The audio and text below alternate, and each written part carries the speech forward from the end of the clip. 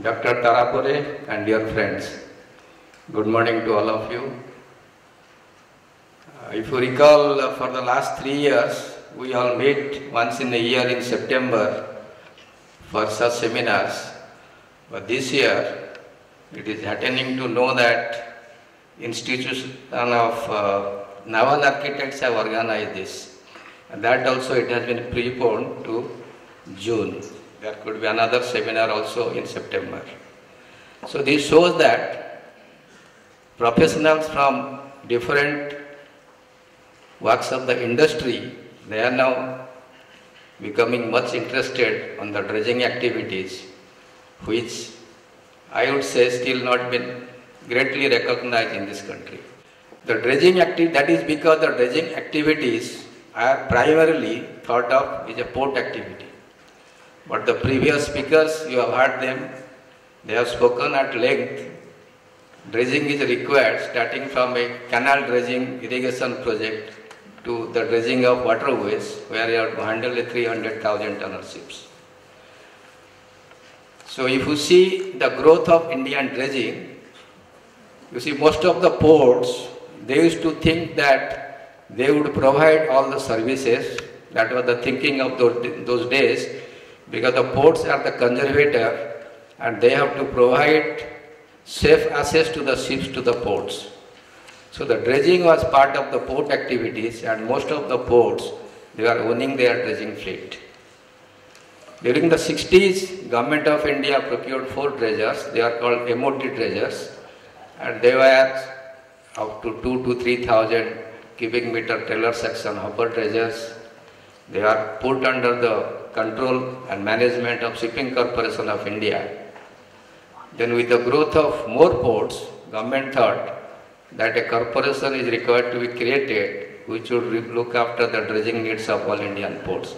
That is how DCI came into. It was incorporated in the year 1976 with about 8 dredgers. The corporation is going to complete 40 years, but you will be surprised, in the 40 years, only 12 dredgers are added.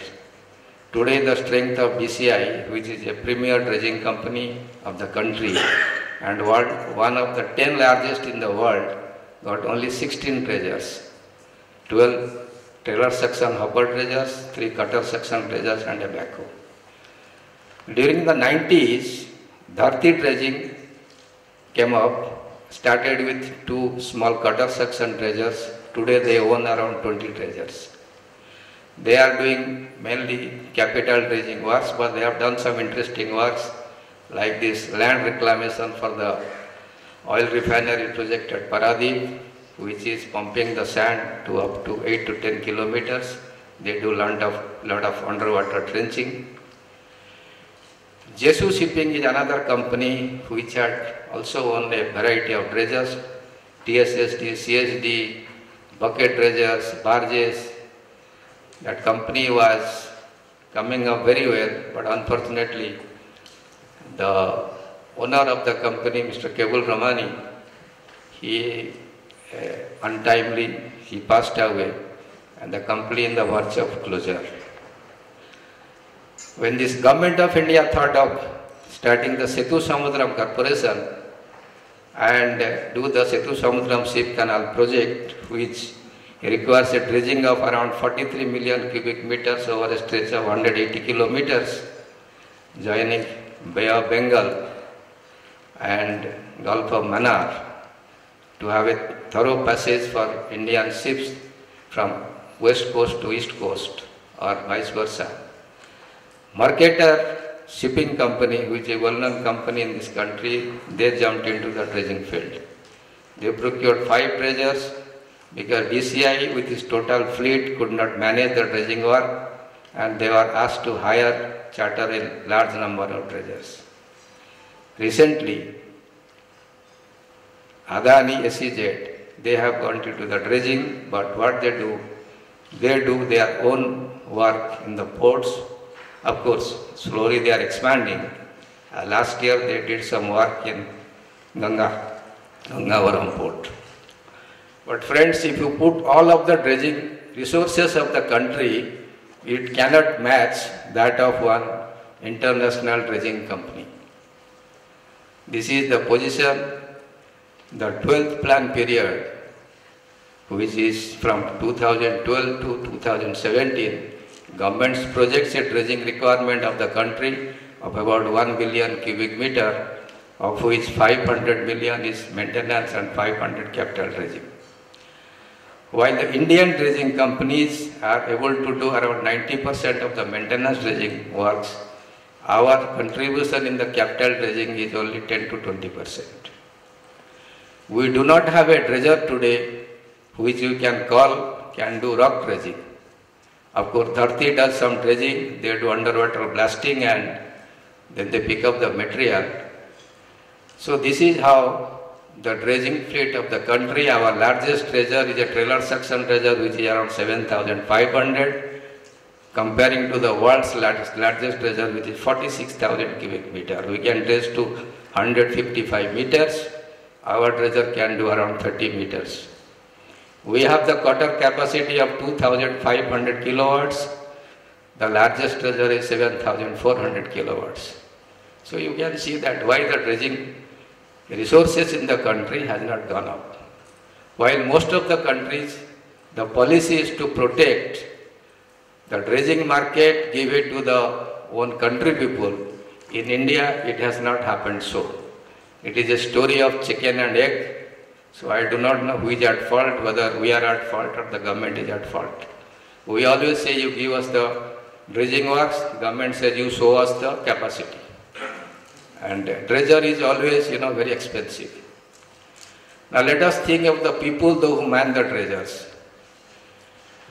All of us know the good operator can get better out of a old machine than the new operator, inexperienced operator from a state-of-the-art machine. So in our country today, there is no institution which gives formal training on dredging. We do not have a simulator to run to train the people, those who go and man the sophisticated equipments. Dredging Corporation is the only company which takes the cadets and train them very traditional way. They learn the dredging from their seniors and they sit for examination with the DGCP. Certificate of competency is given for dredge masters and they do the dredging work.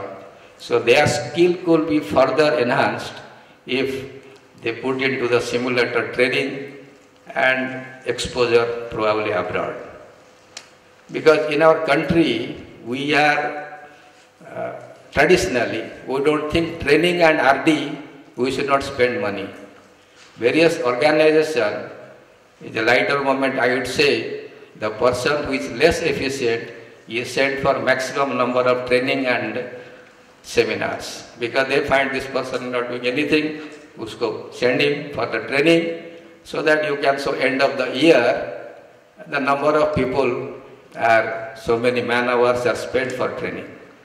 So we have to grow out of that. If you see our counterparts in Europe, they spend lot of money on R&D, and after that we say that you give us the technology transfer on a platter. Who will do that? So things have done over the year. So this is one field where we have to concentrate and see that the training people are properly trained to man the equipments so that we get best out of the equipments. Then let us think of a dredging project. The dredging projects, we think that the clients which are so along the major ports, now other ports have come, they make the tender documents which is always one-sided, all for the clients. We don't follow the FIDIC document. If you follow the FIDIC document, it will give confidence to the international bidders. They just close the eyes and don't go through it. Otherwise, every tender, the international company, they keep on asking hundreds of questions. Because we tweak everything, we say we follow. Sometimes you have your own Because you have to, dredging is not an Indian thing, it is an international subject like shipping. So you cannot have your own rules and regulations and a tender document. Why a lot of projects are getting into litigation? They are not completing in time. The reason is that we don't spend money, again, like training and R&D, site investigation. We think it is again waste, why you should do. But all of us know that every dredging project, for that matter, any project you do, it is unique to itself. You have to see the soil data, you have to see the environmental condition.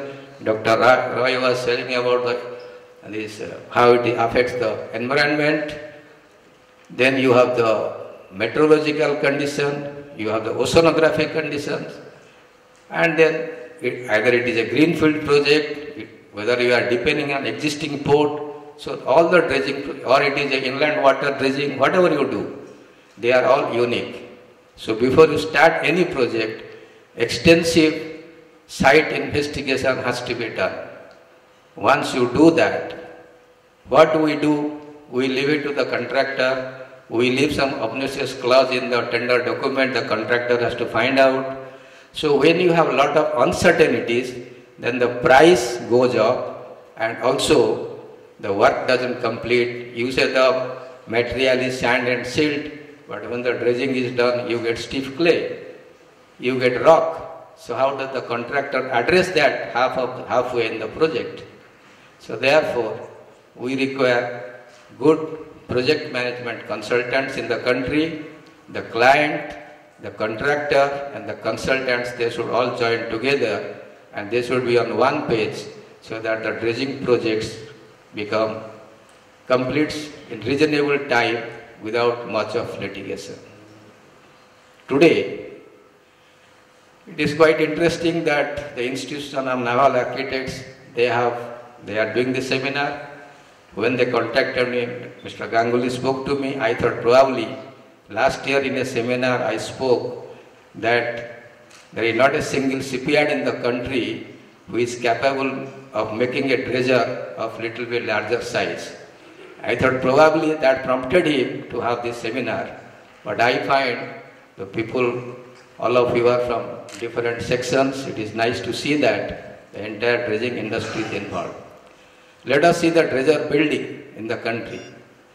You can count the number of dredgers built in the country at fingertips.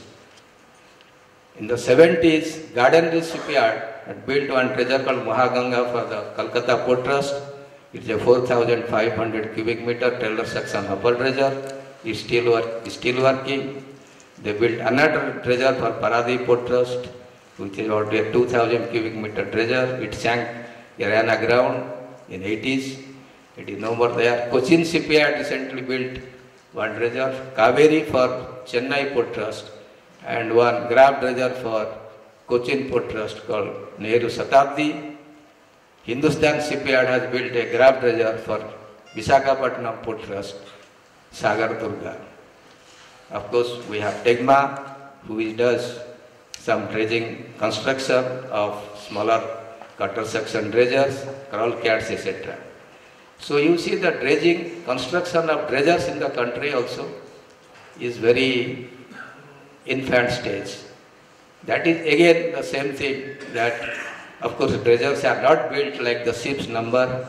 If you see the Indian registry of ships, out of 1130 ships which are registered with the DG shipping, only 35 are dredgers.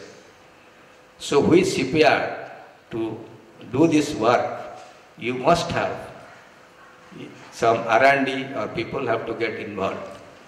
Even 2 years back, when you raised the issue of DR68, DR68 is a concept followed in European countries where the dredger is allowed to load to a deeper draft. That means the lesser freeboard. This is a slight deviation from the international load line rules. But the dredger must have adequate stability so that it can be assigned load line as per DR68. But then this matter was again, of course, Indian Register of Shipping, they have to do it. But then we found that none of us clue on this.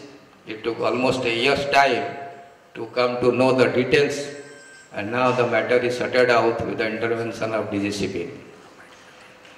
So it is not that how many naval architects in our country are getting involved in dredger designing, because dredger is a different kind of ship than the normal ships.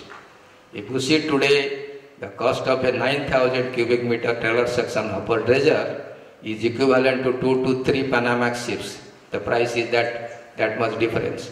The main reason is that a lot of instruments are put into that, and you can design a ship, but everything has to be integrated so that the dredger works with all its equipment, not that it propels.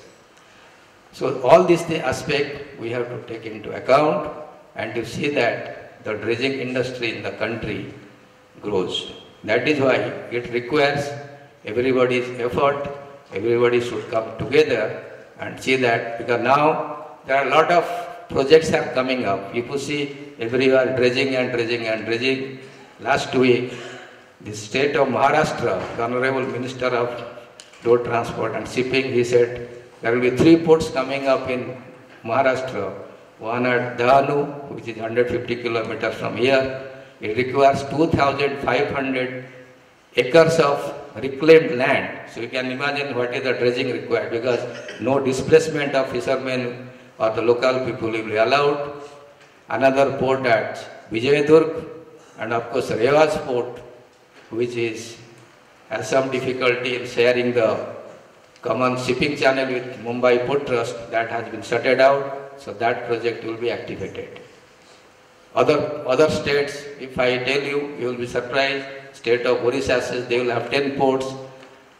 Andhra Pradesh says they will have 14 ports. Tamil Nadu, they said they will have 16 ports. This